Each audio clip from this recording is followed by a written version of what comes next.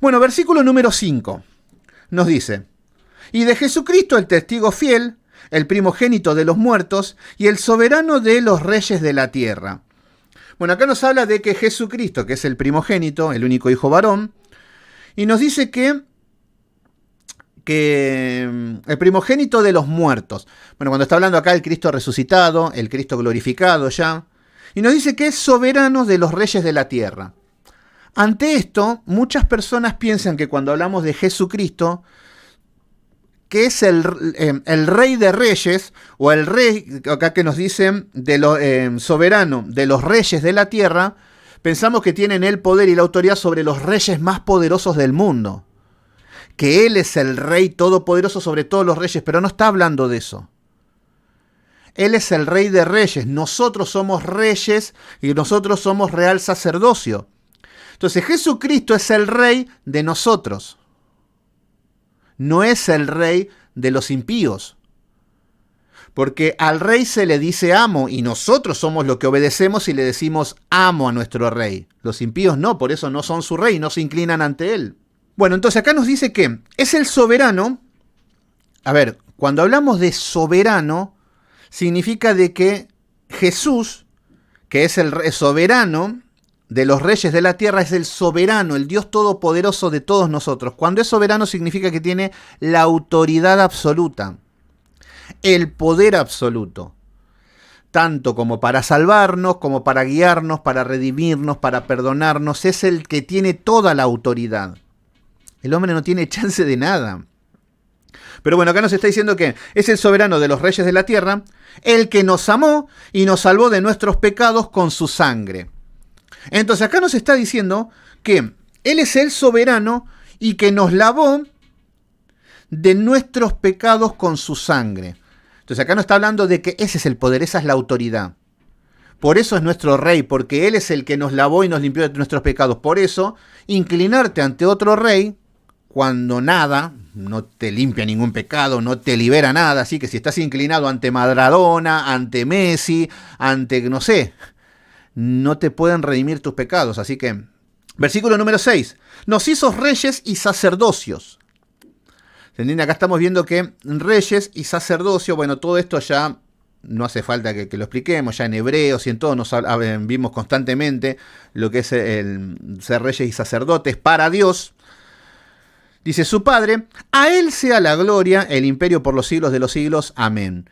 Perfecto. Hasta acá no hay nada loco. El primer símbolo que apareció fue, bueno, el número 7, ya dijimos que aparece 54 veces, que es un número completo.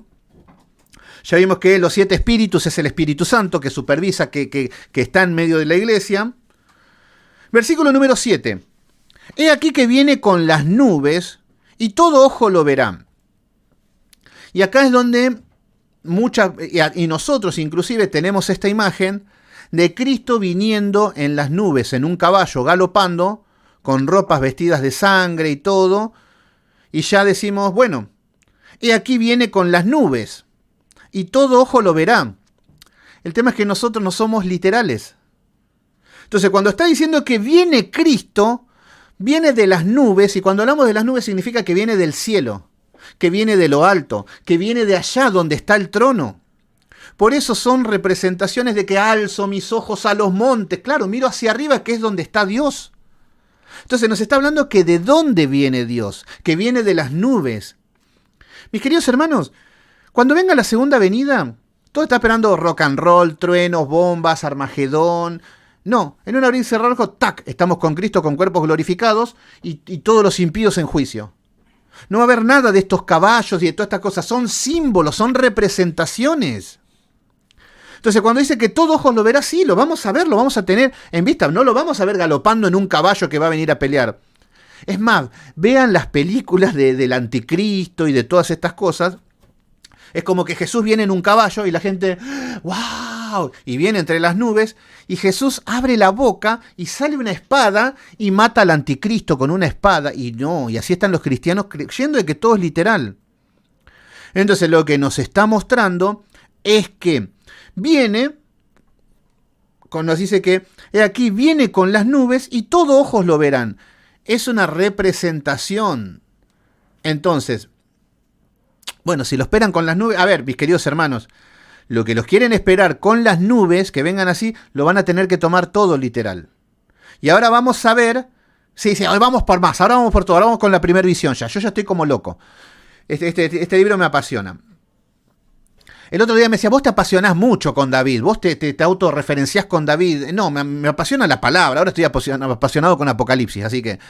Y espero que siga así por siempre. El día que no encuentre sentido a las escrituras va a ser el día más triste de mi vida. Ahora vamos a ver algunos símbolos de cómo viene. Si bien está viniendo en las nubes, si esto es literal, que viene en las nubes, tenemos que tomar literal todo en las escrituras. Y ahí es donde ya se va a empezar a complicar. Por eso nosotros lo estudiamos de manera simbólica. Bueno, versículo número 8. Soy el alfa y la omega, el principio y el fin, dice el Señor, el que era y el que ha de venir, el todopoderoso. Bueno, acá está hablando de la eternidad. No hace falta que analicemos eso, nos está hablando de que este mensaje viene de alguien que ya viene desde la eternidad. Cuando hablamos de la eternidad, no es que Jesús ha sido una creación, como dicen los testigos de Jehová, no es que nació con María, sino que ya desde la eternidad. Y cuando decimos la eternidad, no estamos hablando de un principio, no, la eternidad no hay principio, no hay fin, es algo eterno, por eso es eterno.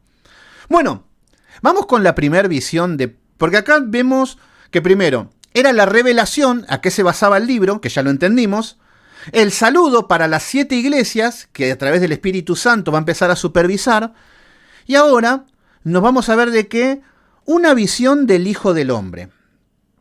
Ahora vamos a ver la primer visión de Juan. Así que bueno, ¿ya están listos para la primer visión? Díganle que está a su lado, no entiendo nada. No, ahí vamos, ahí vamos. Bueno, 126 conectados, muy bien. Veo que Apocalipsis es el libro que los va a sacar de muchas dudas.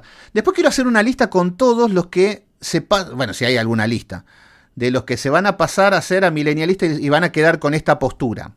Espero que sean, y el que no también, todo bien, pero yo he sido dispensacionalista y he dejado esa doctrina y me he pasado esta doctrina porque empezó a encajar por todas partes. Ahora en el versículo número 9 vamos a ver la visión, la primer visión que va a tener Juan, y dice, yo Juan, esto es literal, porque está redactando que él, Juan, nos dice... estas son las partes literales, hay que saber cuál es lo literal, que es lo que está contando físico. Yo Juan, sí es Juan, no es un ángel, no es un demonio, es Juan. Juan dice, yo Juan, vuestro hermano... A ver, fíjense que Juan, acá tenemos que Juan está preso en una isla, casi sin ropa, porque tenían una sola ropa y hasta que morían con la ropa desgastada en ese lugar. Y fíjense que no tiene nada que ver con los apóstoles modernos, que viven con yate, con dinero y todo. Entonces dice, yo Juan, vuestro hermano, no empieza a chapearle a las 7 iglesias. No le empieza a decir, yo soy el apóstol a las naciones, ustedes se deben sujetar a mí, yo tengo un manto. No, le dice, yo Juan, vuestros hermanos y copartícipe vuestros en tribulaciones. ¿Qué está hablando? Miren cómo se presenta a las iglesias. Yo soy el hermano de ustedes. No, pero decime, vos que sos pastor, soy un hermano. No, pero sos apóstol. ¿Qué título tenés? ¿Qué identificación tenés? Porque yo necesito descansar en que sos alguien importante, si no, no te voy a andar escuchando. Bueno, Juan le está diciendo, vuestros hermanos y copartícipe en la tribulación. Entonces acá lo que está pasando es que, por un lado, como iglesia de Cristo, Pablo está sufriendo en la isla de Patmos, y por otro lado, las iglesias están sufriendo, pasando unas situaciones, según en la que esté sucediendo. Entonces acá está diciendo, copartícipe vuestro en las tribulaciones, en las pruebas. Así en este contexto, y ahí nos encontramos nosotros. Fíjense, ahí se está conociendo Hugo Vico con César Cruz. Y ahí se están hablando. Y seguramente que si se ponen a hablar, van a empezar a hablar de sus tribulaciones, de sus pruebas, de lo que están pasando, lo que Dios hizo con su vida y todo. Y ahí estamos nosotros como iglesia. Lo mismo que está pasando Juan con las 7 iglesias de esa época. Lo mismo. Por eso la palabra es la misma para ellos que para nosotros. No es que para ellos era una palabra, para nosotros no, y para los del fin del mundo es otra. Entonces acá lo que está diciendo es que copartícipe vuestro en las tribulaciones. en el reino y en la paciencia de Jesucristo, estaba en la isla llamada Patmos. Fíjense que acá aparece esta isla, la isla de Patmos, que era una isla rocosa, que era una isla que estaba apartado de todo, y ahí tenían que trabajar picando rocas, tenían que vivir, los tenían, era un lugar de prisioneros, y ahí terminaban muriendo así. Terminaban muriendo desnudos, con la ropa destruida, morían de viejos, de enfermos, o lo que sea, pero era un lugar que vayan ahí a trabajar hasta que se mueran. Ese era el castigo de los que iban a ese era el castigo de las personas que tenían, que iban a este lugar. Entonces acá le está diciendo de que estaba en la isla de Patmos. Y nos dice por qué, porque nosotros podríamos decir, bueno, algo habrá hecho. Este Juan también, Jesús lo amaba mucho, pero capaz que no sé, capaz que Jesús no veía que era un delincuente, no sé, capaz que podríamos pensar mal. Pero acá nos dice que estaba en la isla de Patmos por causa de la palabra de Dios y del testimonio de Jesucristo. Esta era la causa. ¿Y por qué nosotros pensamos de que vamos a predicar el Evangelio de Cristo y nos va a ir todo color de rosas? Que si canto bonito voy a abrir la boca y la gente se va a convertir, va a recibir el Espíritu Santo, va a haber burbujitas en la piel de las personas, corazoncitos volando por todos lados y vamos a ser felices y que Dios te va a devolver todo lo que el diablo te quitó. Y de última le decimos a Dios, Dios, mira que yo quiero esto, si no, no acepto un no como respuesta. No, esos son gente delirante que no conocen a Dios. Pero acá estamos viendo que por causa de la palabra de Dios, Pablo estaba preso, condenado a muerte en la isla de Patmos. Pero en el medio de esto, antes de su muerte y todo, le vienen estas revelaciones. Por eso está contando esta parte. Y acá arranca. Fíjense, en el versículo número 10 dice, yo estaba en el Espíritu. A ver, ya sé que acá van a aparecer los Gigi Ávila. Sí, yo estoy en el Espíritu, claro. El hombre se cree que, por momento, está así. ¡Ay, Samacayajía! ¡Off! Y quedan mirando el cielo con una mirada perdida, medio un poco más que se les cae la baba ahí con cara de bobalicón y creen que se fueron al tercer cielo. No. Acá lo que vemos es que Juan estaba en el Espíritu en el día del Señor. ¿Qué significa esto? Significa, fíjense que recién me estaban preguntando, no tengo iglesia. Bueno, Juan tampoco tenía iglesia. Y podría estar diciendo, no tengo iglesia, perdí la salvación. Bueno, Juan estaba en la isla de Patmos y estaba solo. Entonces no creo que hayan hermanos, y en estos lugares iban personas que estaban condenados a muerte, y lo que sucede es que está en el día del Señor. Fíjense que, aunque Juan esté solo, aunque esté condenado a muerte, aunque tenía que trabajar, vemos que Juan guardaba el día del Señor. Había un día en el que él se dedicaba a el Señor. Oraba, meditaba en la palabra. Entonces, ese día era para Dios. Entonces, que Juan estaba en el Espíritu, no es que estaba con un espíritu loco, revolcándose en el suelo, porque eso hacen los delirantes, sino que él estaba en comunión con Dios, espiritualmente estaba en comunión. Qué lindo, en oración, meditando, alabando a Dios. De eso se trata, y en el día del Señor. Entonces, Juan no tenía una iglesia. Acá estamos viendo un apóstol, y un apóstol de verdad, no estamos viendo los cachivaches que estamos viendo hoy. Este era un apóstol de verdad, pero aún así está solo. Aún así no tiene hermanos, pero hace lo que tiene que hacer. Él tiene responsabilidades como hijos de Dios. No dice, ay no, yo como no tengo iglesia, no hago nada. No, puede ser que esté sin iglesia. Pero el día domingo, el día del Señor, medita en su palabra, orá, escuchó una prédica, alabá, cantale, y guarda ese día para él, no andes afanado y trabajando y todo. Entonces Juan estaba guardando el día del Señor, solo, para todos los que se quieren morir porque no tienen iglesia y piensan de que es el fin del mundo. No, puede ser que sea un tiempo. A ver, Juan no era un rebelde que decía, no, yo, a ver, como son todos pecadores, yo no voy más a la iglesia, entonces yo no me congrego. No, Juan, si no hubiese estado preso, estaría en alguna iglesia, seguramente. Pero la circunstancia daba de que no tenía iglesia. Entonces, puede ser que esté un tiempo sin tener iglesia y estar por ahí.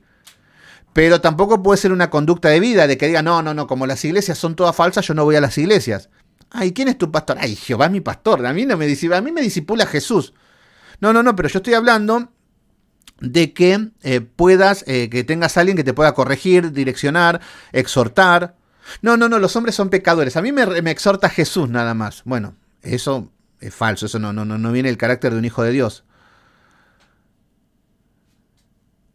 Tenía la iglesia que había sido fundada por Pedro y que estaba solo porque lo habían capturado. No, Pedro no inventó ninguna iglesia, Cristo es la iglesia. Pedro era uno más de los apóstoles, igual que Juan.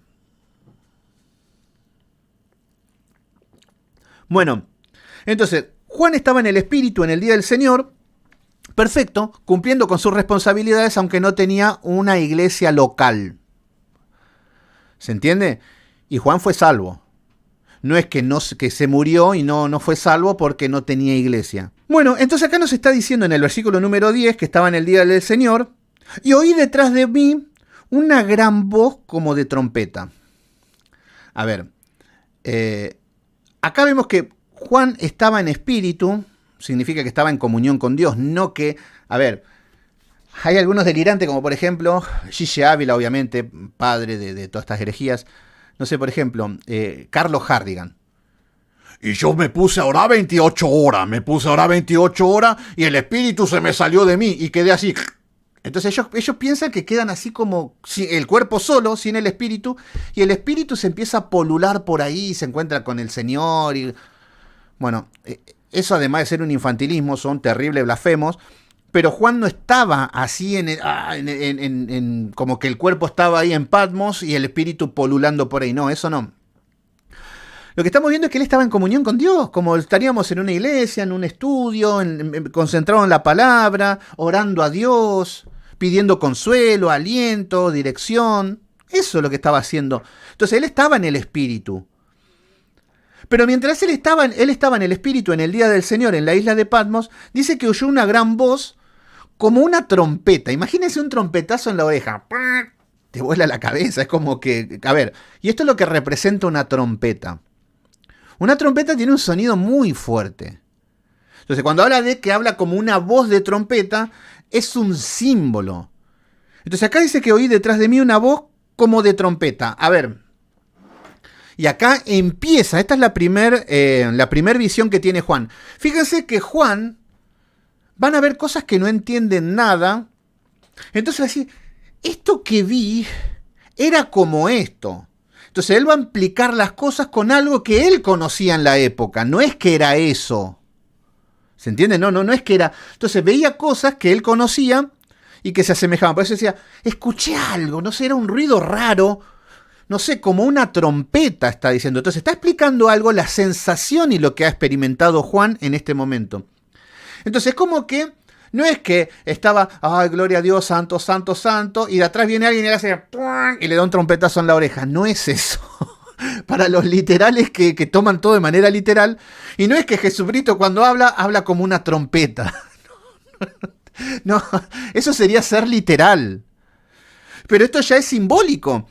Entonces lo que está diciendo es que cuando él estaba meditando en la palabra en el día del Señor, cuando escucha la palabra de Dios, es como que algo que, como decir, wow, como que todo se enfoca en esa voz, como decir algo llamativo, algo fuerte, algo con autoridad, de eso es lo que está hablando. ¿Se entiende? Imagínense que ahora acá, no sé, somos 20 personas y están todos hablando, no, que esto, que lo otro, que allá, que acá, y yo le digo a René, mirá la que voy a hacer, y agarro una trompeta y le pego un trompetazo, y van a hacer, todos se van a dar vuelta y van a mirar qué pasó, se van a asustar y todo. Entonces está hablando de esa experiencia. Como que escucha la voz y dice, vamos a ver qué pasa. Acá está diciendo de que escucha esta voz, oí detrás de mí una voz como de trompeta, no era una trompeta, como de trompeta. Versículo número 11. Y que decía, yo soy el alfa, la omega, el primero y el último. Entonces le está diciendo de vuelta lo mismo, soy yo, el eterno, está hablando, el que tiene la autoridad y todo. Y miren lo que dice el mandato. Escribe un libro, lo que has de ver. Entonces acá ya le empieza a decir, le empieza a dar las indicaciones de que lo que va a empezar a ver lo tiene que anotar. Por eso, ahí está el libro de Apocalipsis. Entonces, todo esto le está diciendo esta voz. Y envíalo a las 7 iglesias. Entonces ya le está dando, en esta primera visión le está dando las indicaciones, las instrucciones. Por eso, esto no es un libro que es inspirado por Juan, que dice, bueno, la inspiración y anota. No, no, no. Se le está dando las órdenes, hace esto, mira esto y mostráselo a la gente. Entonces él solamente está mostrando lo que Dios le muestra. Le está enseñando a las iglesias. Entonces le dice, envíalo a las 7 iglesias. Y acá aparecen el número 7. ¿Qué es lo que dijimos que era el número 7? Perfección, finalización y algo completo. ¿Estamos bien hasta acá? Y si hablamos de que envíalos a las 7 iglesias, esto sí es literal, porque le está contando lo que les dijo esta voz. A estas 7 iglesias eran iglesias locales. No le está diciendo, envíalo a la única iglesia de Cristo, a la católica. No, le está diciendo que envíe a las 7 iglesias. Y les dice literalmente a qué iglesias le tenía que dar este mensaje. Entonces nos dice que están en Asia. Esto es lo que dijimos en la parte de Turquía. Y nos dice en el versículo número 11. A Éfeso, o sea que a la iglesia de Éfeso estaba direccionada una carta. No es que a Juan se le ocurría darle a uno, al otro, no. Estaban direccionadas para cada iglesia, porque cada carta tenía un mensaje específico y particular para cada una de las iglesias, conforme a lo que estaban viviendo, conforme a la salud espiritual, conforme a las pruebas. Entonces, lo que va a hacer el Señor es que a cada iglesia le va a dar el mensaje. ¿Por qué? Porque el Espíritu Santo, el Espíritu de poder, el Espíritu de consejo, el Espíritu de sabiduría, el Espíritu de temor, ya está corrigiendo a la iglesia. Ya está en el medio. La iglesia no está sola a la deriva y que cada uno hace lo que quiere. No, está en el medio. Y el Espíritu Santo te va a corregir, te va a capacitar. Y esto es lo que está haciendo. Por eso el Señor Jesucristo había dicho que no están solos. Jesús Adrián Romero dice, el Señor nos ha abandonado. Claro, no entendió nada de la Biblia ese hombre. Necesitan nacer de nuevo. Entonces, el Señor nos abandonó. Bueno, eso es mentira. La palabra nos dice que el Señor está en medio de su iglesia. Entonces le dice, envíalo a las 7 iglesias. A la de Éfeso, a la de Esmirna, Pérgamo, Tiatira, Sardis, Filadelfia y la Odisea. Son 7 iglesias locales que el mensaje, no es que sean especiales ni nada, toma iglesias, que el mensaje que les da a todas esas iglesias conforma el mensaje para la iglesia de Cristo, que somos nosotros. Entonces, esto es literal, porque no está hablando de un mensaje que hay en la iglesia de Éfeso, porque era una iglesia local, por eso estoy diciendo que en la iglesia de Asia, esto sí es literal. Juan, que cuando dice, yo Juan, es literal. Porque está hablando de lo que está aconteciendo. Entonces, está mostrando la escena. Juan estaba en la isla de Patmos, literal. Juan era literal. Viene una voz de Dios a Juan, es literal. Le tiene que enviar estas cartas, tiene que escribir el libro, es literal. Tiene que enviar esas cartas a las 7 iglesias, es literal. Lo que es simbólico es el mensaje que hay en las cartas para las iglesias. Eso es lo que deben entender para no entrar en error. Entonces ya las iglesias se las va a enviar la que el Señor ya le está diciendo a dónde van dirigidas, que son 7 iglesias, que va a ser una sola unidad, como un mensaje a la iglesia que es para nosotros. Versículo número 12. Y me volví para ver la voz que hablaba conmigo. Claro, escucho como una voz con una autoridad, no una trompeta, pero estoy diciendo como una trompeta de la autoridad, de lo fuerte, o de lo llamativo. Entonces dice que se dio vuelta y vi 7 candeleros de oro.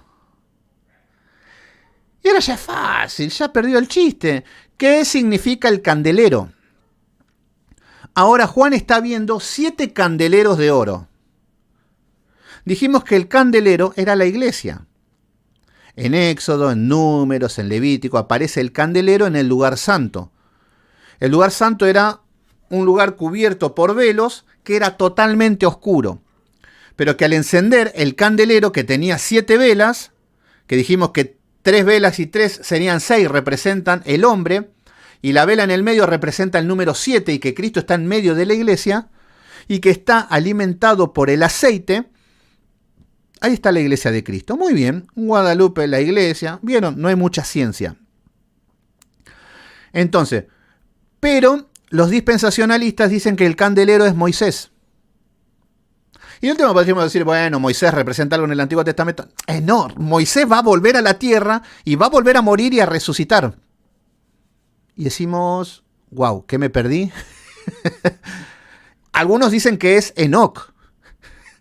Pero pará, y no, porque no fue arrebatado. ¿Y qué tiene que ver con el candelero? Entonces, lo que está viendo acá Juan se da vuelta y ve 7 candeleros. Un candelero es la iglesia, pero al ver 7 estamos viendo la iglesia completa, la plenitud, toda la iglesia de Cristo está viendo. Así como vimos el Espíritu Santo, 7 espíritus, ahora está viendo la iglesia en todas las iglesias del mundo, en todas las iglesias de la historia, la iglesia de Cristo. Desde la primera venida de Cristo hasta la segunda, representen todas los que hubo a lo largo de la humanidad, las iglesias de Cristo, todas. Y todas van a pasar por situaciones que va a describir en cada una de las iglesias que va a ir dándole una carta. ¿Se entiende? Paola Castro, por ahí también conectada, muy bien, perfectirigilios. Le estoy robando la frase a Jorge. Perfectirigilio. Yo no decía eso y ahora lo digo. Bueno, entonces, vi 7 candeleros. 7 iglesias que representan la plenitud, la iglesia completa. Perfecto. Y ahora, fíjense qué dijimos. Del capítulo 1 al 3 es Cristo en medio de la iglesia corrigiendo, disciplinando, exhortando.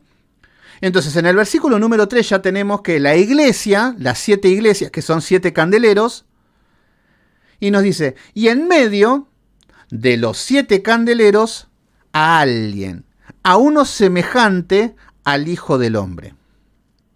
¿Quién es este? No hace falta ser un genio, pero que también lo podemos descifrar.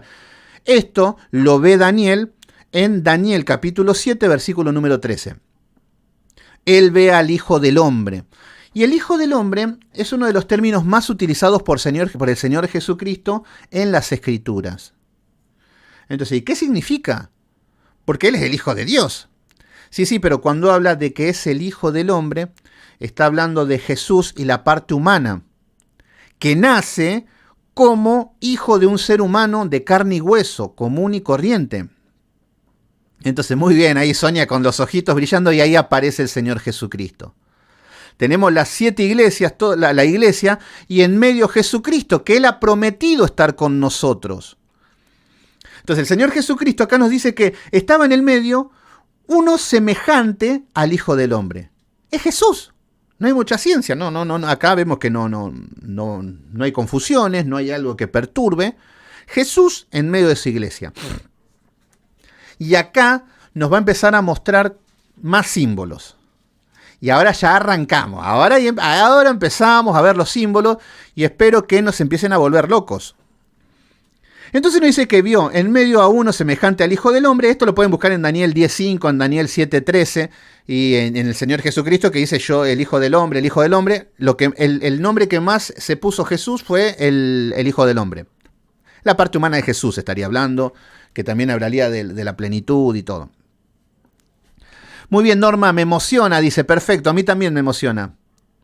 Gloria a Dios por eso, muy bien. Bueno, miren lo que sucede. Y ahí empiezan los símbolos. Entonces, lo que está diciendo Juan es que escucha una voz, mira y ve 7 iglesias. Y en el medio de las iglesias Jesús. ¿Qué es lo que dijimos? Ahí está Jesús, nosotros somos la iglesia y Jesús con nosotros.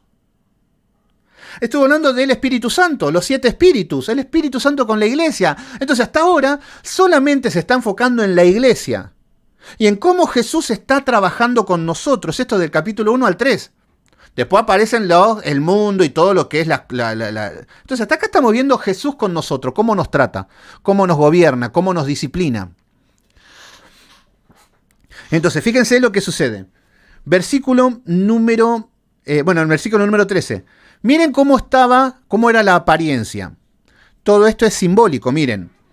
Vestidos de una ropa que llegaba hasta los pies, ceñido por el pecho con un cinto de oro. Bueno, y acá aparecen las primeras características de cómo estaba este Hijo de Hombre, que es Jesús.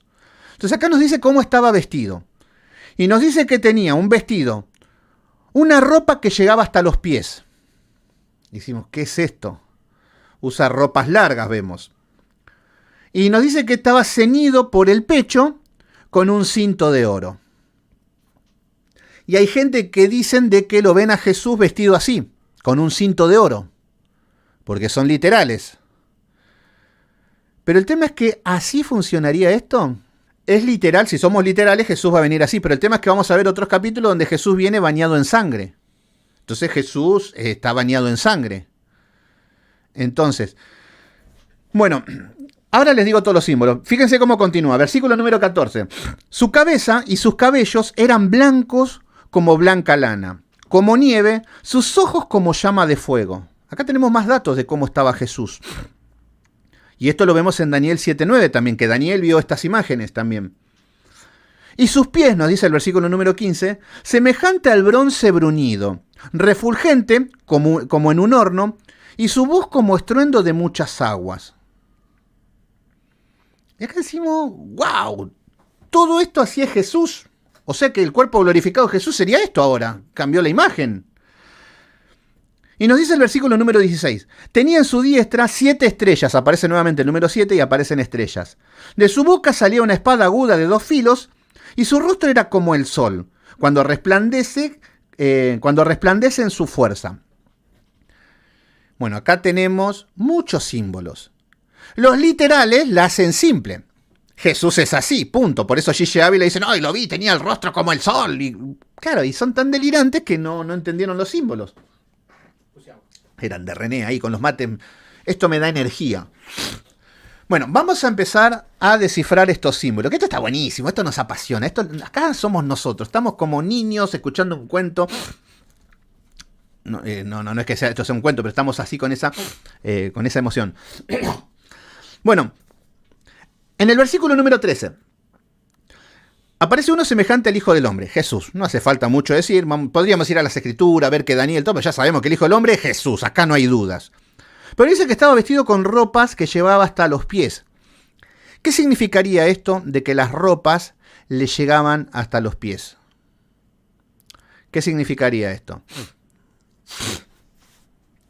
Acá yo quiero que empiecen a pensar, no empiecen a divagar, pero bueno. El primer símbolo que estamos viendo acá el Señor Jesucristo es las vestiduras. Y estas vestiduras lo que representa es que Jesús tiene vestiduras largas que nos representa a un juez. Fíjense que los jueces, cuando van a ejecutar un juicio, por ejemplo en Estados Unidos, se ponen unas vestiduras largas que llegan hasta los tobillos. Que eso representa una autoridad. Vieron que los jueces cuando están con el martillito y que se ponen ese vestido, representa esa autoridad, pero de juez. Por eso acá no es que Jesús tenga un vestido hasta los tobillos, que va a venir así, sino que nos representa de que Jesucristo está en el medio de la iglesia, está con nosotros ahora. Y Él es un juez. Él tiene la autoridad para ejecutar un juicio. Por eso, quédate tranquilo que si vivís como querés en la iglesia y sos un hijo de Dios, Dios va a ejecutar los juicios, que no te queden dudas, pero como un juez justo. Va a ejecutar un juicio en tu vida. Va a juzgar la iglesia, va a juzgar el pecado, va a juzgar la apostasía. Entonces, este Cristo, el que está con nosotros en la iglesia, tiene toda la autoridad de un juez. A él no le podemos decir, pasa que no, tiene toda la autoridad y va a ejecutar los juicios. Entonces, lo primero que estamos viendo es que Jesús tiene vestiduras. Anoten todo esto, Anoten porque son muchos símbolos y después se van a confundir y después van a aparecer nuevamente los símbolos y van a decir, ¡ay, qué era esto! Y van a tirar cualquier cosa. Entonces, lo que estamos viendo es que tiene vestidos largos hasta los pies. Las ropas de jueces. Entonces, anoten el primer símbolo, ropas hasta los pies como un juez, con toda la autoridad que va a juzgar. Y recuerden que esto es para las 7 iglesias. Entonces, no está hablando del juicio a las naciones. No está hablando de que Jesús, la segunda venida, y va. No, acá está hablando en la iglesia, nosotros. El mensaje a las 7 iglesias. Entonces, nosotros, si nos hacemos llamar hijos de Dios y vamos a la iglesia todo bonito, quédate tranquilo de que va a estar el Señor con toda la autoridad de un juez para ejecutarte los juicios. Lo primero que tenemos que saber. ¡Ay, no, pero Jesucito es bonito! Yo lo acepté en mi corazón y ahora vivo como quiero. No. Viví como quieras, que Dios te va a ejecutar los juicios si sos un hijo de Dios. Entonces, Jesús con ropas de juez, con esta ropa hasta los tobillos. Y nos dice, y ceñido por el pecho con un cinto de oro. ¿Qué significa ceñido cuando dice ceñido nuestros lomos, ceñido vuestros lomos? Bueno, y acá nos está diciendo con un cinto. ceñido vuestros lomos, lo que significaba era que, por ejemplo, esas túnicas que utilizaban cuando iban a una guerra, o cuando, por ejemplo, tenían que llevar un mensaje de un lado al otro, tenían que correr y había algo que era como que iban hacia adelante, era algo de urgencia, se tenían que preparar, no podían correr con esas vestiduras porque flameaba todo, era incómodo. Entonces, lo que hacían se empañaban como un cinto para ajustarse todo, y lo que sobraba de los vestidos como que lo enrollaban y se los ponían entre los costados de las piernas, como una especie de arremangarse, como un pantalón corto que se arremangan para poder correr. Entonces, ceñido vuestros lomos era de que se preparaban para correr, y cuando se preparaban para correr era para ir a la guerra, para ir a algo que iban hacia adelante. Entonces, pero acá no está hablando de esto terrenal, porque esto sería algo terrenal. Con estos ceñido vuestros lomos con algún manto, con algo, esto sería algo terrenal. Acá nos está diciendo que está ceñido los lomos, pero con un cinto de oro. ¿Y qué representa esto? ¿Qué sería un cinto de oro? ¿Qué es lo que significaría esto? Y ahí es donde empezamos a pensar, qué locura. Gigi Ávila lo vio con un cinto de oro, pero bueno, ese hombre estaba más loco que una cabra.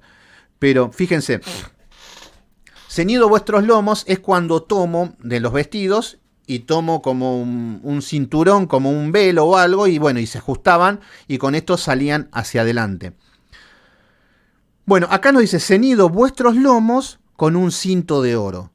Lo que nos está mostrando acá es que Jesús tiene toda la autoridad de un juez, pero que va hacia adelante y tiene ceñido vuestro lomo. No es que está sentado en el trono, bueno, que pase todo lo que tenga que pasar. No, no, no. Él va hacia adelante. Él está con su iglesia, la está guiando, la está discipulando, pero él va al frente. Y acá nos está diciendo el cinto de oro. El oro nos representa la divinidad, lo celestial. Entonces, lo que nos está mostrando es que Jesús va a seguir juzgando, va a seguir yendo hacia adelante, preparado, listo como para ir a una guerra para juzgar, pero desde el cielo, desde lo celestial. Hoy el Señor Jesucristo está en el cielo, pero que esté en el cielo no significa que está inactivo. Entonces esto significa el servicio celestial, por eso el Espíritu Santo está con la iglesia y va hacia adelante, va y ejecuta los juicios. Va y disciplina a las iglesias, la corrección a los hijos de Dios, va hacia adelante y tiene ceñido los lomos. No es que está quieto, no es que está parado, no es que está en un contexto de pereza. Entonces, estos primeros versículos, primero versículo número 13, vemos que tiene el vestido como la ropa de jueces, ceñido vuestros lomos, porque estaba listo para ir al frente, está activo, esto representa el servicio, y con un cinto de oro, que es desde lo celestial, desde la divinidad, porque él ya se puso, ya estuvo ceñido vuestros lomos, ya vino a la tierra, ya vino como un siervo, que lavó los pies, que ayudó, que sirvió. Ahí estábamos viendo el servicio terrenal, pero ahora el Señor Jesucristo está ofreciendo este servicio celestial con el Espíritu Santo. ¿Se entiende? Ya tenemos descifrado lo que es ceñido vuestros lomos y lo que es el cinto. Ya tenemos estos símbolos y las ropas de jueces. ¿Estamos bien? Sí, amén, amén, gloria a Dios. Bueno, vamos al versículo número 14 ahora. Entonces ya tenemos al juez listo para ejecutar los juicios y para direccionar la iglesia. Ahí está Cristo en la iglesia. Versículo número 14. Nos dice que su cabeza y sus cabellos eran blancos. ¿Y cómo puede ser si todo Gigi Ávila lo vio a Jesús y dijo que era rubio? ¿Qué significa esto? Pero acá vemos que Jesús, el Hijo del Hombre, tenía su cabeza, en su cabeza tenía sus cabellos, o sea que tenía pelo. Perfecto. Pero estos pelos eran blancos. ¿Qué pasó? ¿Jesús se tiñó el pelo? Claro, capaz que en el cielo está de moda teñirse el pelo de blanco, no sé, capaz que los ángeles andaban todos con el pelo divino.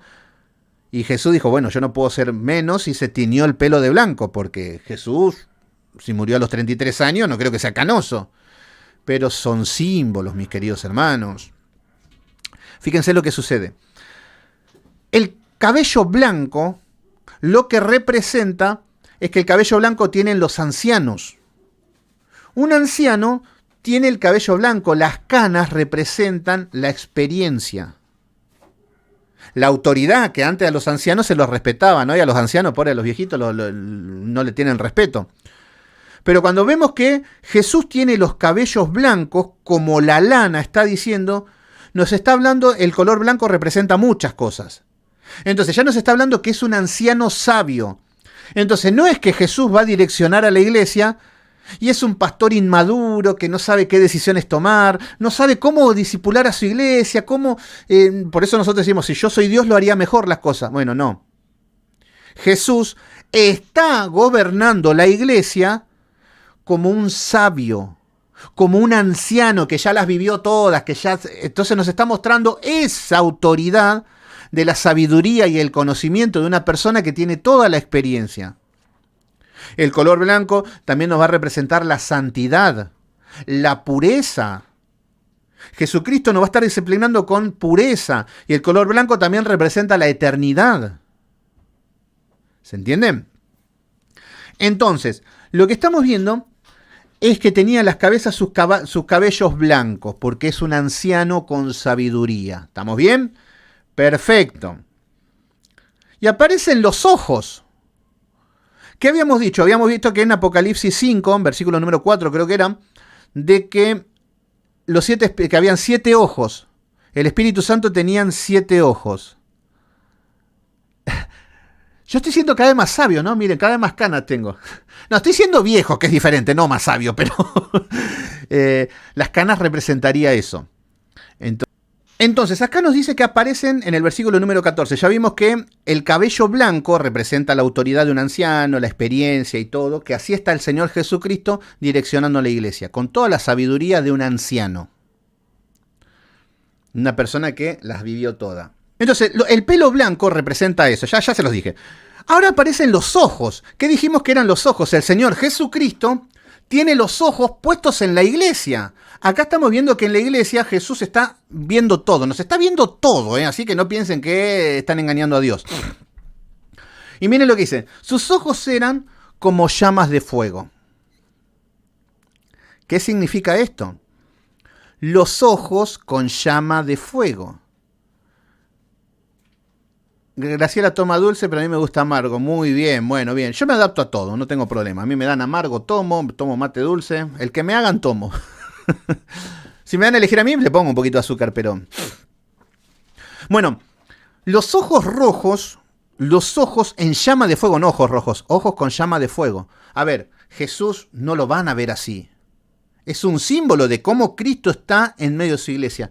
Entonces, el fuego representa lo que es el juicio, el castigo. Y está representado por el infierno. Si bien los hijos de Dios no tenemos infierno, pero sí que los ojos de Dios están atentos mirando a su iglesia, y cuando las iglesias colmamos la paciencia del Señor Jesucristo, vienen los juicios. Vienen los juicios y por eso nos representan con los ojos en llamas, con los ojos de fuego. Entonces, si pensás que podés vivir alegremente en pecado y no va a pasar nada porque estamos en tiempos de gracia, no entendiste nada. Que el Señor va a ejecutar los juicios con llamas de fuego. Entonces ahí nos está mostrando que Jesús está en el medio de su iglesia como un juez, como un anciano para juzgar, y los juicios que va a determinar en la iglesia van a ser justos, van a ser perfectos, y el fuego significa el castigo. Por eso la palabra también nos dice que Dios a quien ama disciplina, corrige.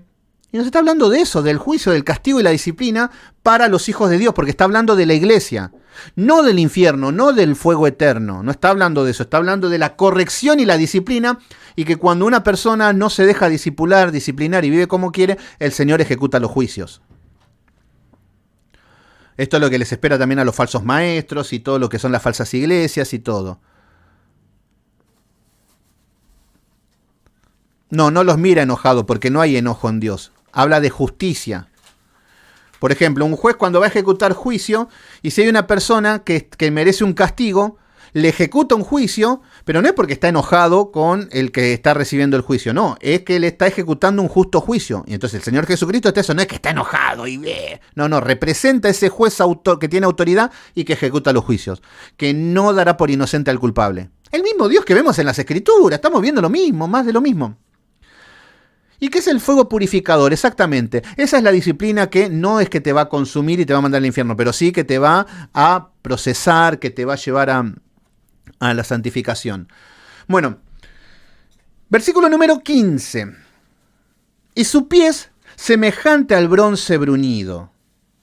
Fíjense que acá vemos que el juez, si bien acá está hablando de la imagen del Señor Jesucristo, nos dice de que los pies son semejantes al bronce bruñido. ¿Qué significa esto? Este Jesucristo, que tiene toda la autoridad, cuando hablamos del pie, representa de cómo pisa, de cómo pone los pies con esa autoridad. Entonces nos dice, un pie con autoridad, con un bronce bruñido, un bronce refulgente. ¿Qué significaría? Un bronce brillante. Un bronce como que está fundido y que todo lo que pisa lo quema. El bronce, en las Escrituras, nos habla del juicio. Nos habla del castigo. Esta misma imagen la vamos a ver que constantemente nos dice que viene el Señor Jesucristo con vara de hierro, con pie de bronce, que habla por los juicios a las naciones también. Entonces está hablando del mismo carácter de Dios que tiene este peso y esta autoridad para ejecutar los juicios. Entonces cuando viene el juicio de parte de Dios es como el bronce bruñido, como un bronce que quema toda la carne, como un bronce refulgente, brilloso, que se ve y uno queda encandilado. Entonces el bronce representa el juicio. Por eso el altar de bronce era donde se hacían los sacrificios. Representaba el juicio que cayó en Jesucristo. Entonces cuando dice el bronce bruñido, refulgente como en un horno, nos está hablando como que está derretido ese bronce. Imagínense, tocar el bronce así derretido es como tocar lava, como tocar algo que quema, que destruye. Entonces nos habla de que es fuerte, que es poderoso, que pone los pies con autoridad. Estas imágenes nos aparecen mucho con la segunda venida, con el juicio a las naciones, juicio a la iglesia también. Está hablando de esta autoridad y este poder, que no es el mismo Jesucristo que vino en su primera venida. ¿Se entiende? Pero acá nos está mostrando que este es el Cristo que está con la iglesia. Por eso, nosotros, ¿qué hacemos con todo esto? Nosotros como iglesia, algunos me dicen, no tengo iglesia, no tengo nada, pero quédate tranquilo, que si sos un hijo de Dios, está el Hijo del Hombre que te está guiando. Él prometió no dejarnos solos. Él es juez. Él tiene juicio, Él tiene justicia. Él no está quieto. Hay veces que está en silencio y decimos, ¿por qué Dios nos has abandonado? No, Él está con un cinto y ceñido vuestros lomos, ceñido los lomos. Él está preparado, Él está listo. Tiene sus cabellos blancos. Sí, porque tiene toda la experiencia del mundo para corregirnos, para disipularnos, para exhortarnos, para ejecutar los juicios a los impíos y todo. Entonces debemos descansar de que Dios es el más sabio. A veces nosotros no creemos que nosotros somos los sabios, que nosotros haciendo las cosas como nos imaginamos o como creemos, las cosas van a salir mejor. Pero no, el que tiene toda la sabiduría es el Señor Jesucristo. Los ojos como llama de fuego, que está mirando todo y ejecuta los juicios. No es que, porque muchas veces las personas piensan que Jesús es un abuelo bueno, que Dios es un abuelo bonachón, que hacemos lo que queremos y Él nos deja vivir como queremos. No tiene nada que ver con esto. Los pies de bronce bruñido, refulgente, como un horno, nos está diciendo, es esta autoridad con la que pisa fuerte y ejecuta los juicios. Su voz, como estruendo de muchas aguas. Entonces acá lo que nos está hablando de la voz, nos está hablando de que la voz de Jesús es esta voz de autoridad. Cuando dice, como estruendo de muchas aguas. No sé, por ejemplo, a ver, yo les cuento algo. Una vez habíamos ido a Mar del Plata con mi familia, todo. Y un día estábamos medio de vagancia y mi hermano me dice, vamos a tomar algo por ahí, vamos a dar una vuelta. Y nos fuimos con mi hermano, creo que con la señora que estaba con él, no sé quién más habíamos ido. Y bueno, era todo de noche. Y vieron que hay, ¿cómo se llaman? No son las ramblas, creo que son estas cosas que, como esas pasarelas que hay en el que se meten al fondo un poquito en el mar para pescar y eso. Pero era todo de rocas. Y bueno, fuimos ahí como mirando las estrellas, paviando todo. Y bueno, nos ponemos de un lado, donde el agua no nos llegaba a todo. Pero del otro lado, ahí estaban las rocas y del otro lado venían las olas con una fuerza, y era de noche. Pero es como que se escuchaban, y cuando chocaba era como... Y caía en como la lloviznita del agua del otro lado de lo fuerte que era. Pero se escuchaba y era, pero mami, y era solamente una ola. Entonces está hablando que la voz de Jesús es como con ese poder, esa autoridad de muchas aguas. No está diciendo muchas aguas. Imagínense que cae el agua y que tiene esa fuerza de autoridad. Entonces lo que está diciendo es que la voz de Jesús es como un estruendo, pero está hablando del poder. Por eso vemos que lo que viene de la palabra de Dios es la autoridad. Por ejemplo, Lázaro, levántate y anda. A Lázaro no le quedó otra que levantarse y andar. No dijo, no, la verdad es Jesús, déjame a mí que yo en cuanto puedo me levanto por mí mismo. Ahí están los arminianos, que creen que pueden salvarse por sí mismos. No, Lázaro, levántate y anda, una voz de autoridad, una voz de potencia. Por eso cuando vemos en el libro de Tesalonicenses que habla de la segunda venida, que nos dice con voz de mando, con trompeta de arcángel, está hablando de que esa voz va a levantar a todos los que están muertos y van a resucitar. Es esa voz de poder. Es esa voz con el que ha creado los cielos, la tierra. Está hablando Jesús con ese poder y autoridad de su boca. ¿Vamos bien? El muelle, muy bien, es el muelle. Yo queriendo explicar algo y era el muelle, algo tan simple. Eran rocas como cositos así. Pero se entendió, lo importante es que se entienda. No soy un académico, no tengo un lenguaje, no soy políticamente correcto, ya se habrán dado cuenta. Pero bueno, ustedes ya compraron así esto, ya me bancan así. ¿No te ha caído la notificación, Gladys Jane? Tenés que activar la campanita por ahí. Y además saber de que todos los días en ese horario ya hacemos los estudios también. Bueno.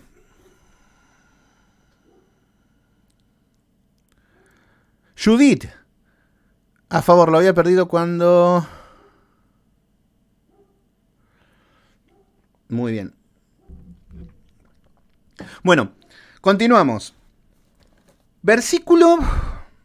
Estamos teniendo, ¿no? Los símbolos de cómo nos representa, de cómo está el Señor Jesucristo. Versículo número 16.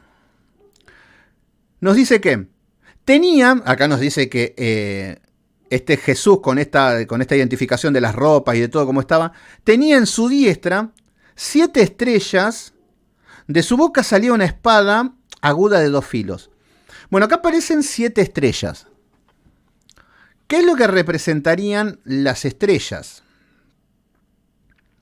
¿Qué es lo que vamos a entender por las estrellas?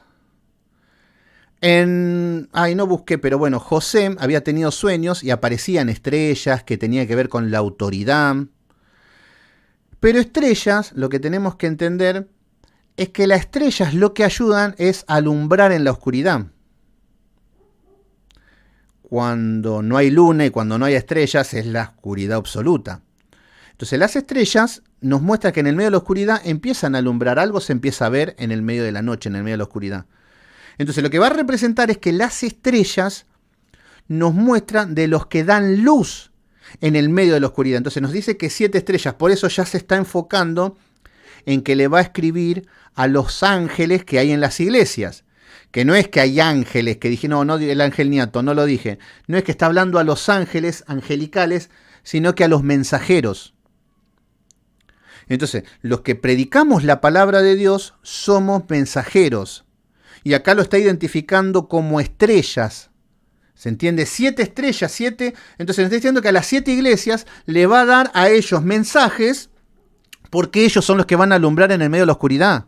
Los pastores, los predicadores, nosotros, los siervos, somos los que tenemos que dar el mensaje y eso es lo que alumbra en el medio de la oscuridad. Entonces yo sería una especie de estrella, ¿se entiende? No una estrella del rock, no una estrella de Hollywood, sino que alguien que lleva luz.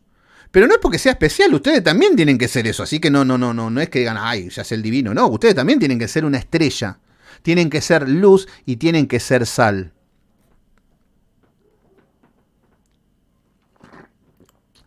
Carlitos comiendo una hamburguesa. Exactamente, se ilumina con la palabra, no con la fuerza propia. Y la palabra guiada por el Espíritu Santo. Entonces acá estamos viendo de que tenía en su diestra, entonces nos muestran de que el Señor Jesucristo tiene a sus siervos, a sus elegidos, a sus pastores, a sus predicadores, a sus discípulos. ¿Se entiende? Por eso son tantos, por eso las estrellas son tantas, son miles, millones, no sé cuántos, pero un montón, y ahí están como estrellas que predicamos el Evangelio. Y a lo largo de la historia, desde la primera venida de Cristo hasta la segunda, nos está hablando de eso. Por eso esto completa todo. Las 7 iglesias completan todas las iglesias de la historia de la humanidad. Las 7 estrellas representan todos los que llevan luz predicando el Evangelio en toda la historia de la humanidad, de la historia de la iglesia de Cristo, obviamente. Entonces tenía en su diestra 7 estrellas y nos dice que de su boca salía una espada aguda de 2 filos. Y acá ya sabemos lo que era esto, una espada de 2 filos. ¿Qué es lo que tiene en esta estrella? Espadas de 2 filos. ¿Nosotros qué tenemos? Una espada que tiene 2 filos. Acá está la espada. Miren lo que es mi espada. Miren cómo está pintada mi espada. Esta es la mía. Con esta yo salgo a pelear. Con esta salimos a guerrear. Entonces, nos está hablando de que estas estrellas nos va a hablar de los pastores. ¿Se entiende? Está hablando de esto con un enfoque que van a ser los pastores, los predicadores, y que tienen un arma letal, que es la Biblia. Por eso la espada en la palabra representa la Biblia. Por eso nos habla de la espada de 2 filos que atraviesa hasta los tuétanos. Bueno, esta espada de 2 filos representa. ¿Vieron cuando la palabra dicen, la palabra no vuelve vacía? ¿Qué significa que la palabra no vuelve vacía? Lo que significa es que nosotros damos la palabra y sale como una espada. ¿Y qué significa esto? Que tiene 2 filos.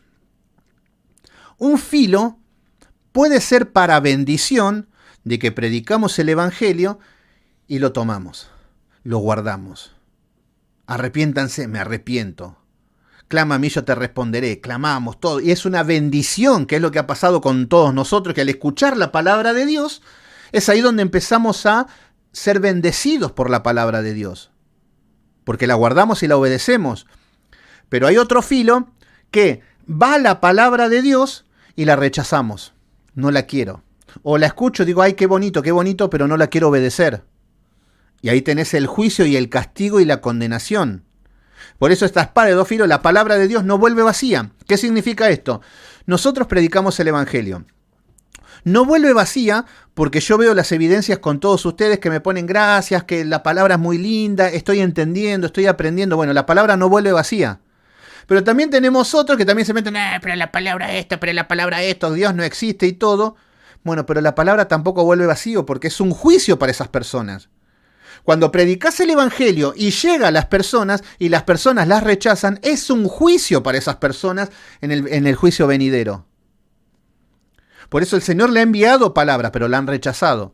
Entonces ahí está hablando de la espada de 2 filos. Entonces estas estrellas, que son los predicadores, que son los ministros, que son los pastores, que son las personas que llevan la palabra de Dios. Por eso son miles, millones, muchas estrellas que alumbran en el medio de la oscuridad. También nos habla de la autoridad. Hay una autoridad que tenemos los hijos de Dios con la palabra y con predicar el Evangelio. No que tenemos autoridad de pisarle la cabeza a Satanás y de ser millonario y decretar. No, esas son cosas del ego. No habrá excusa, exactamente. Por eso hay que predicar el Evangelio. Entonces no se preocupen, hermanos, si predican el Evangelio y nadie acepta, nadie recibe. No se preocupen porque ustedes están haciendo lo que tienen que hacer. La palabra no vuelve vacía. Entonces muchas personas va a ser A ver, cuando muchas personas estén delante del trono de Dios, en el juicio del gran trono blanco, y diga, no, pero a mí nunca nadie me predicó. No, yo te mandé a mi hijo. Yo te mandé una estrella a que te dé la palabra de Dios. Te la dio como una espada de 2 filos. No la quisiste aceptar. Entonces te voy a juzgar, te voy a condenar por tus actos. Por eso somos siervos, por eso nosotros somos utilizados por Dios. Sí, sembrar también y todo. Bueno, entonces acá nos dice que la espada de 2 filos, y nos dice que acá nos habla de que, y su rostro, acá nos está hablando, nuevamente nos está hablando del rostro del Señor Jesucristo, era como el sol. Fíjense que por un lado nos habla de que tenía Jesucristo a su diestra 7 estrellas que salían espadas. Ahí está hablando de la iglesia, de nosotros, de los ministros serían. Pero ahora nos dice, y su rostro era como el sol. O sea que yo no sé cómo hace Gigi Ávila para ver a Jesús que se le sonreía. Porque acá nos dice que el rostro es como sol. ¿Y qué tenemos que entender con esto? De que su rostro era como el sol cuando resplandece con fuerza. Es como cuando el sol está en su plenitud y así, cuando resplandece con mucha fuerza, esa cara tenía Jesús. Nosotros decimos, qué locura. Bueno, lo que representa, primero que ustedes, ¿cuánto tiempo podrían estar mirando el sol? Nada, ni un flash, ni un segundo, porque llorás, te volvés loco, quedás ciego, no podemos ver el sol. Bueno, ahí nos está mostrando el poder, la potencia, nos está hablando de la magnificencia, de todo lo que nos representaría si solamente con ver el sol, que está a miles y miles de kilómetros de distancia y que el sol solamente lo vemos y quedamos ciegos. Imagínense ver a Jesús, es un símbolo de lo que es su presencia, de lo que es su rostro. Entonces, cuando hablamos del sol, el sol es lo que nos da vida. ¿Se entiende? Entonces, el sol es el Señor Jesucristo. Por eso, si vamos a utilizar la matemática y decimos que el sol se oscureció, ¿qué estamos hablando?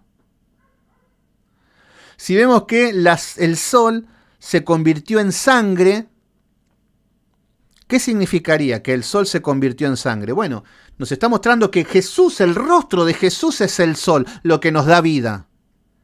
Pero si se convierte en sangre, significa que no estamos viendo a Jesús, hay algo que se está oponiendo. Y esto es lo que pasa con la apostasía.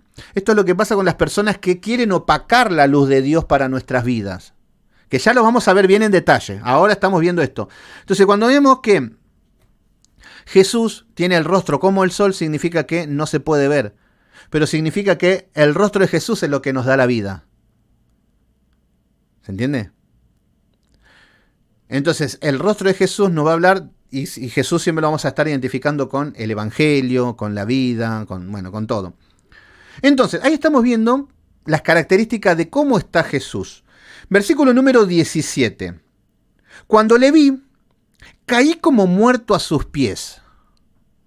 Claro, Juan estaba en la isla de Patmos, guardando el día del Señor, estaba orando, meditando en la palabra, alabando a Dios, y de repente escucha como una voz y se da vuelta y encuentra 7 candeleros y ve al Hijo del Hombre vestido así de esta manera con estos símbolos. Juan no entendía nada. Claro, cuando se da cuenta, ve como un rostro del sol, lo ve al Señor Jesucristo y nos dice, cuando vi, caí como muerto a sus pies. Esto se llama adorar. Adorar significa caer postrado en tierra, shahag. Entonces, caer postrado en tierra significa reverencia, inclinado, como alguien inferior delante de alguien superior. Pero hoy la gente viene muriéndose de la risa. Vi a Jesús en el baño, no te imaginas. Estaba en el baño y me apareció Jesús, así me apareció. Y se mueren de la risa. Y te lo cuentan como jactándose. Y yo le tuve que decir a Jesús cómo se hacen las cosas. ¿Cuántos pares son 3 botas? Yo le dije a Jesús, 2 más 2 son 4, corta la bocha, le dijo a Jesús. Ahí está el hombre. Pero esa es la evidencia de que no han conocido. Si no, vamos a ver cómo actúan los hombres de Dios cuando están delante de los hijos de Dios, cómo actúan delante de la presencia de Dios. Vamos a Daniel capítulo 10, versículo número 9. Daniel capítulo 10.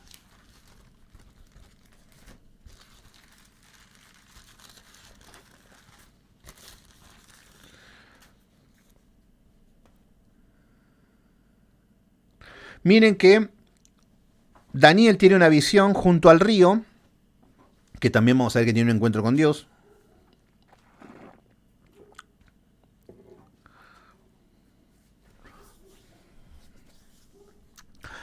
Miren lo que dice el capítulo número 10, versículo número 9. Nos dice, pero oí el sonido de sus palabras, y al oír el sonido de sus palabras, caí sobre mi rostro en un profundo sueño. Dice, y con mi rostro en tierra. Lo que vemos es que Daniel cae de rodillas. Todo con este encuentro que está teniendo Algo muy similar a lo que está pasando con Juan. Cae de rodillas, le estaba venciendo el sueño. Está diciendo que cayó como en un profundo sueño, es como que quedó debilitado. Delante de la presencia de Dios queda debilitado Daniel y nos dice que cae y con su rostro en tierra. Ahí lo estamos viendo y fíjese lo que dice. Y aquí una mano me tocó y me hizo que me pusiese sobre mis rodillas y sobre las palmas de mis manos. Entonces, acá estamos viendo de que tiene Daniel un encuentro con Dios y fíjense cómo actúa. De rodillas, cae postrado. Vamos a ver también Mateo capítulo 16, versículo 23. Mateo 16, versículo 23.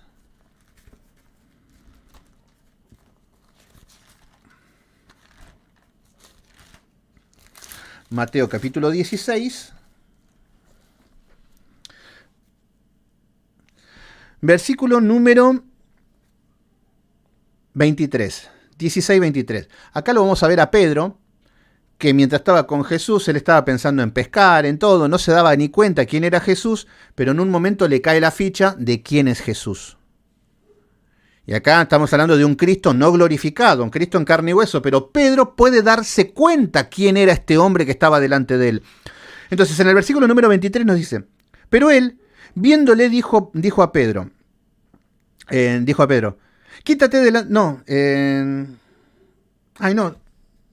anoté mal. No, pero bueno, cuando Pedro está en la barca, se los cuento así en el aire porque son varios los versículos. Cuando Pedro está en la barca y ve que el Señor Jesucristo hace esta pesca milagrosa, Pedro ve a Jesús y le dice, apártate de mí porque soy pecador. No era este versículo, anoté cualquiera. Pero le está diciendo, apártate de mí porque soy pecador. Lo que empieza a tener Pedro cuando lo ve a Jesús, se da cuenta que es pecador. Se da cuenta de que Dios es santo. Y ahí estamos viendo esa posición, esa postura de humillación que está teniendo delante de un ser superior. Y esto es lo que estamos viendo en Juan, que cayó en tierra. Cayó de rodillas. Pedro también dice, no, salí de mí, yo soy pecador, tú eres santo. Eso es lo primero que empezamos a entender cuando conocemos a Dios. La santidad de Dios. Pero hoy todos los delirantes hablan con Jesús en pecado, muriéndose de la risa, tomándose un vino, fumándose un habano. Carlos Harrigan dice, salí de mi cuerpo, nos fuimos a pelear con Jesús. Claro, la gente, pero es la evidencia que no han conocido a Dios. Fíjense también que vamos a ir a Isaías capítulo 6, versículo número 5. Isaías 6, número 5. Y espero que este sí lo pueda encontrar. Isaías capítulo número 6, versículo número 5. Bueno, y acá estamos viendo que Isaías entra al templo en Jerusalén y entra reprendiendo a todo. Miren, en el capítulo número 5, para que vean un poquito cómo viene la mano con esto, él viene reprendiendo a todo. En el capítulo número 5 dice, ¡ay de los que se juntan de casa en casa y juntan heredad! Versículo número 11, ¡ay de los que se levantan de la mañana para estar borrachos! Ustedes son todos borrachos, le dice Isaías. Versículo 18, ¡ay de los que traen iniquidad con cuerdas de vanidad, los que se jactan del pecado! ¡Ay, asquerosos estos pecadores! Así está Isaías. Versículo número 20, ¡ay de los que le dicen malo a lo bueno y bueno a lo malo, dulce a lo amargo! ¡Pecadores! Hijo, medio a lo Carlos Rivas está acá Isaías. Versículo número 22, ¡ay de los valientes que cuando toman se hacen los valientes, los guapos! Tenía razón, pero estaba como medio picante Isaías. Pero en un momento, fíjense que después de todo esto, en los tiempos del rey Usías, en el versículo número 1 del capítulo número 6 nos dice que en el año de que murió el rey Usías, vi yo al Señor sentado en un trono alto y sublime y sus faldas llenaban el templo. ¿Qué estamos viendo? Nuevamente lo mismo. Ahora se baja del caballo Isaías. Ahora ve el trono. Viene de reprender a todo el mundo como hacemos nosotros. Viene que nosotros para dar consejo y para reprender somos los mejores del mundo. Pero ahora está viendo el trono. Y fíjense que aparecen las faldas nuevamente. ¿Por qué nombran las faldas? Porque está sentado en el trono un juez con autoridad. Armonía teológica se llama esto. No es que tenemos que estar empezando a encajar con cosas del mundo, todo, ¿no? En lo largo de las escrituras vemos los mismos símbolos, tanto en las escrituras como en Apocalipsis. Entonces, ahí hablamos de armonía teológica. Pero si ya tenemos que encajar esto con la Unión Europea y que con esto, no, ya nos volvemos locos y es la evidencia de que algo está mal. Entonces acá estamos viendo que ve sentado en alguien que está en el trono. Por encima habían serafines, que ya van a aparecer estos serafines en Apocalipsis, que los llaman los 4 seres vivientes. Cada uno tenía 6 alas, 2 cubrían su rostro, 2 cubrían sus pies y 2 volaban. Y bueno, ellos decían santo, santo, santo. Bueno, perfecto. Cuando Isaías ve toda esta situación de cómo era Dios, miren lo que dice en el versículo número 5. Entonces dije, claro, ve el trono, ¡ay de mí! Dice, ¡ay de mí que soy muerto! Porque siendo hombre inmundo de labios, habita en medio de un pueblo que tiene labios inmundos. Y ha visto mis ojos al Rey Jehová de los ejércitos. Bueno, miren lo primero que dice cuando ve el trono de Dios. ¡Ay!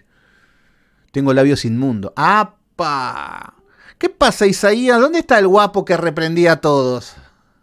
Ah, no, porque pecador, yo también me siento acá y empiezo. Ay, no, acá yo lo veo un pecador. Ay, sí, no, Rodolfo es un pecador. Ay, no, ahí Juanito, ay, no, también. Hermana, usted, somos mandados a hacer para ver los pecados ajenos. Por más que tengamos razón. No estamos hablando que Isaías no tenía razón, lo que estaba diciendo era correcto, pero Isaías se va a Jerusalén y empieza a tirar a todos lo que era el pecado en la cara a todos. Lo hacía porque él tenía temor de Dios. Pero claro, ahora se presenta delante y dice, ay no, pero yo también soy pecador, yo tengo labios inmundos. ¡Apa, Isaías, qué pasó! Por eso fíjense que si yo me pongo acá a cuestionar el pecado de todos, cuando esté cara a cara, si lo llego a ver a Dios o tener ese encuentro con Dios, te vas a dar cuenta que sos un pecador. Y eso te va a bajar del caballo. Entonces vemos que hay esa reverencia, ese respeto delante de Dios que están teniendo los hombres. También en Josué, capítulo 5 creo que era, vamos a ver que cuando vemos esa teofanía de que ve al Señor Jesucristo, el hombre con la espada desenvainada, también Josué cae en tierra, cae postrado. Eso es lo que representa Dios, eso es lo que representa el hombre cuando se inclina delante de Dios. Pero hoy todo el mundo habla con Dios, muriéndose de la risa, y ahí están. Pero bueno, volvemos. Es toda una locura eso. Volvemos. Entonces, en el versículo número 17 nos dice, cuando le vi, del capítulo 1 de Apocalipsis, cuando le vi, caí como muerto a sus pies. Y puso su diestra sobre mí diciéndome, claro, acá estamos viendo que Jesús, cuando lo ve que está humillado, que está postrado, le dice, no temas, yo soy el primero y el último. Entonces el consejo, o lo que le está diciendo es como un consuelo, como para que se levante, y le está diciendo quién es. Está hablando en estos términos de la eternidad, está hablando de que Cristo está glorificado, soy el primero y el último, esto no es un sueño demoníaco, no es nada, le está diciendo quién es. Versículo número 18, nos dice, el que vivo y estuvo muerto, y aquí que vivo por los siglos de los siglos, amén. Tengo las llaves de la muerte y del Hades. ¿Qué vemos acá? Tengo las llaves de la muerte y del Hades. Y bueno, pobre, se quedó con la llave de la muerte del Hades porque la llave de los cielos la tiene Pedro. No, no sería eso. Lo que tenemos que entender es que estas llaves se las sacó a Satanás. Satanás, cuando cae la naturaleza, cuando Adán y Eva caen en transgresión, Satanás empieza a tener esta autoridad sobre la tierra. ¿Y qué significa esta autoridad? Que el que moría fuera de Israel moría sin conocer a Dios. Incluso en Israel, fuera de la voluntad de Dios, también Satanás tenía todo el poder y la autoridad. Pero cuando se ejecuta el sacrificio en la cruz, es ahí donde es el Señor Jesucristo el que recupera esa autoridad. Y Él es el que tiene ahora las llaves de la muerte y la del Hades. Se las saca a Satanás y lo echa a patada a Satanás del cielo y cae en la tierra. ¿Se entienden? Fíjense, vamos al versículo número, a ver qué es lo que está pasando. ¿Dónde era en Apocalipsis? Ya les digo. Esperen un segundito.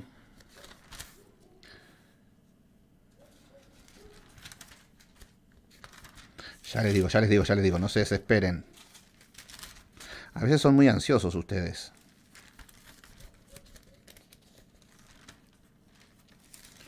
Esperen que ya les digo.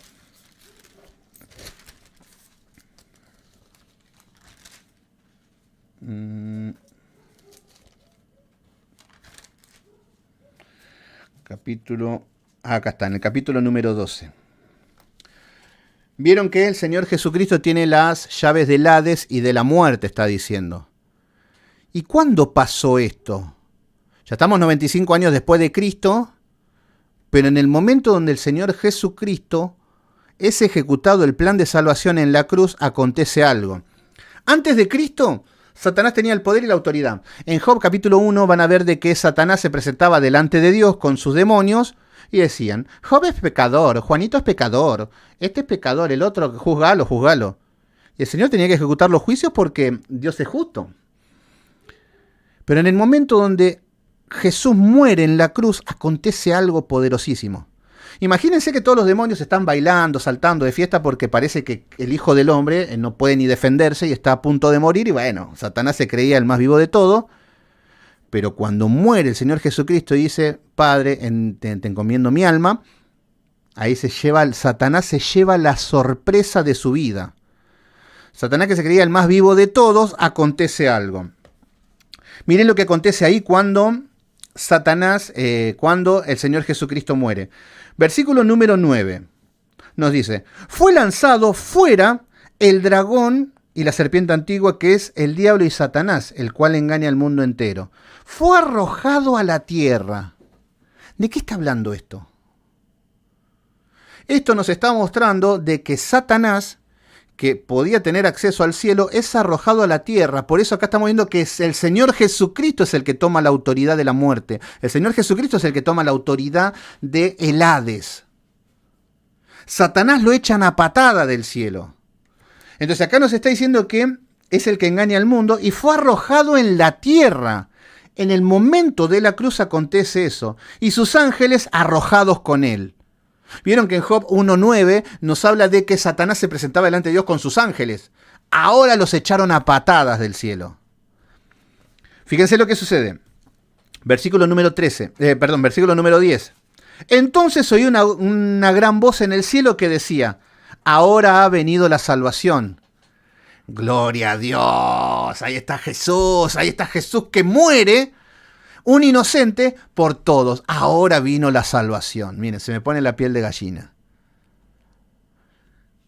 Si bien todo lo que sufrió, todos los azotes, cómo lo molieron a golpes, cómo lo humillaron, todo, pagó en la cruz el castigo. Pero ahora, una vez muerto, que obviamente va a resucitar a los 3 días, pero ya vamos a ver que Cristo toma la autoridad sobre la muerte. Estamos hablando de la muerte espiritual, que Satanás tenía todo el poder y el control del mundo. El mundo moría sin Cristo, sin salvación. Pero ahora en Cristo hay vida. Por eso fíjense que dice que echan a patadas a Satanás y a sus ángeles. Entonces oí una gran voz que decía, ha venido la salvación. Cristo, ahora viene la salvación después de la cruz, el poder, el reino de Dios. Esto es lo que se ha establecido. Y la autoridad de su Cristo. Ahora ya está la autoridad de su Cristo. Por eso está diciendo que este Jesucristo, el Hijo de Dios, el Hijo del Hombre, que lo está consolando a Juan en el capítulo número 1, estamos viendo de que ahí le está diciendo que él tiene el poder, las llaves del Hades y la llave de la muerte. Y nos dice que esta voz que se oye del cielo, que tiene la autoridad Cristo, nos dice, ¿por qué ha sido lanzado fuera el acusador de nuestros hermanos? El que los acusaba delante de nuestro Dios día y noche, como hacía con Job. Job capítulo 1 del 9 al 11. Entonces acá está diciendo que fueron expulsados, por eso ahora hay un juez, hay un intermediario que es el Señor Jesucristo, hay un abogado. Gloria al Rey, Satanás es expulsado y ahora está Cristo, por eso es el que tiene la autoridad. Versículo número 11. Y ellos les han vencido, acá está hablando de nosotros. Nosotros les hemos vencido, nos dice, por medio de la sangre del Cordero. ¿Se entiende? Nosotros hemos vencido al diablo, a la muerte, al Hades, pero por la sangre del Señor Jesucristo, no por nuestros méritos. Los arminianos dicen que no, portándose bien solucionan todos estos problemas ya. Es un tema de conducta nada más. Pero bueno, y nos dice, y de la palabra del testimonio de ellos, y menospreciaron sus vidas hasta la muerte. Acá está hablando de nosotros. La palabra del testimonio de ellos y que menospreciaron sus vidas hasta la muerte. Significa que nosotros, cuando tenemos a Cristo, tenemos que morir a nosotros mismos, negarnos a nosotros mismos, cargar nuestra cruz. Y está hablando de esto, menospreciar nuestra vida. Sexo, droga y rock and roll. Desprecia todo y seguía el Cordero. Versículo número 12. Por lo cual, alegraos. Y acá están hablando en los cielos. Claro, imagínense que en el cielo estaba el trono, toda la gama angelical, y venía Satanás con los moletos. Imagínense que cuando llegaba Satanás y los demonios en todo el cielo, ¿qué quiere este? ¿Qué hace acá? Imagínense que venía Satanás y no, quiero acusar a este, quiero acusar al otro. Pero ahora los echan a patadas del cielo y lo que sucede es que dice, por lo tanto, por lo cual, alegraos los cielos y los que moran en ellos. Claro, hay fiesta en el cielo. Satanás ya no está acusando más a nadie, ahora está el Señor Jesucristo. Ahora festejan todos los ángeles porque fue arrojado a la tierra. Gloria a Dios, amén, aleluya, en el cielo, perfecto. Pero miren lo que dice. Pero ay de los moradores de la tierra y del mar, ay de nosotros. Es echado del cielo, pero ahora agárrense. Ay de nosotros, porque el diablo ha descendido a vosotros con gran ira.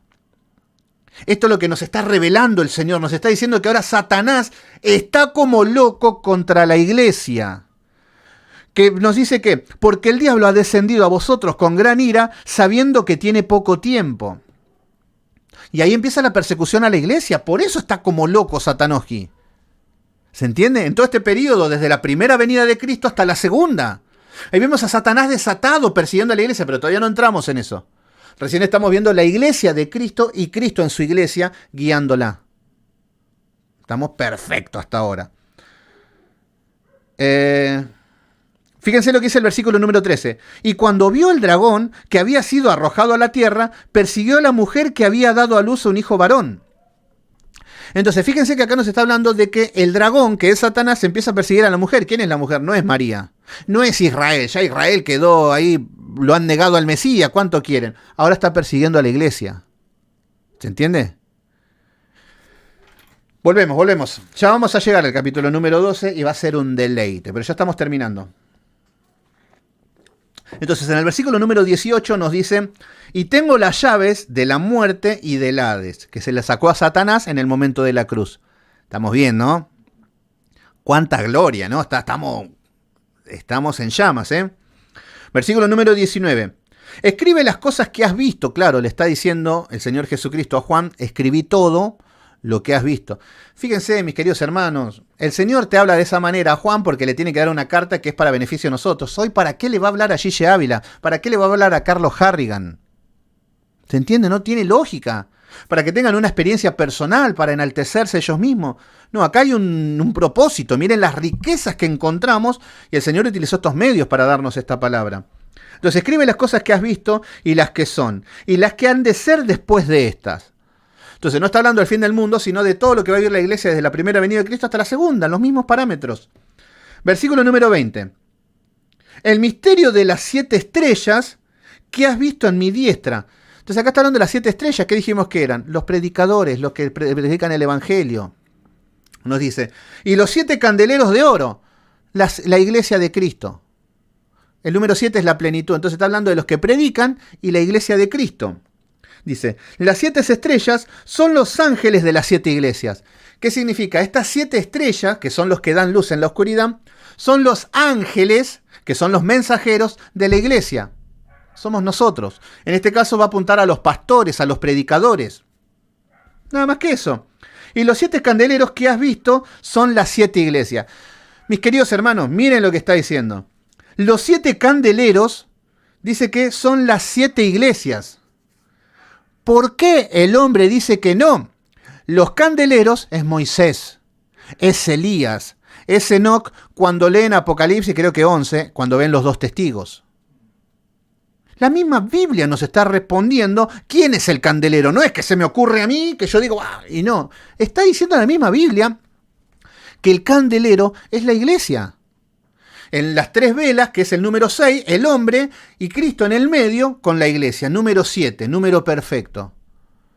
Y la iglesia, que somos nosotros, tenemos que estar alimentados por el Espíritu Santo, que es el aceite, que es el olivo. Lo mismo. Hasta ya aburre porque habla siempre lo mismo. Pero es apasionante con todos los símbolos. Pero pensar que Enoc va a ser resucitado y que va a venir a la tierra y que va a pelear, hasta ya dijeron de que vieron a Moisés por Israel caminando por ahí. Había un viejo con un bastón y decían que era Moisés. ¡Qué gente! Y le ponían una música de Moisés.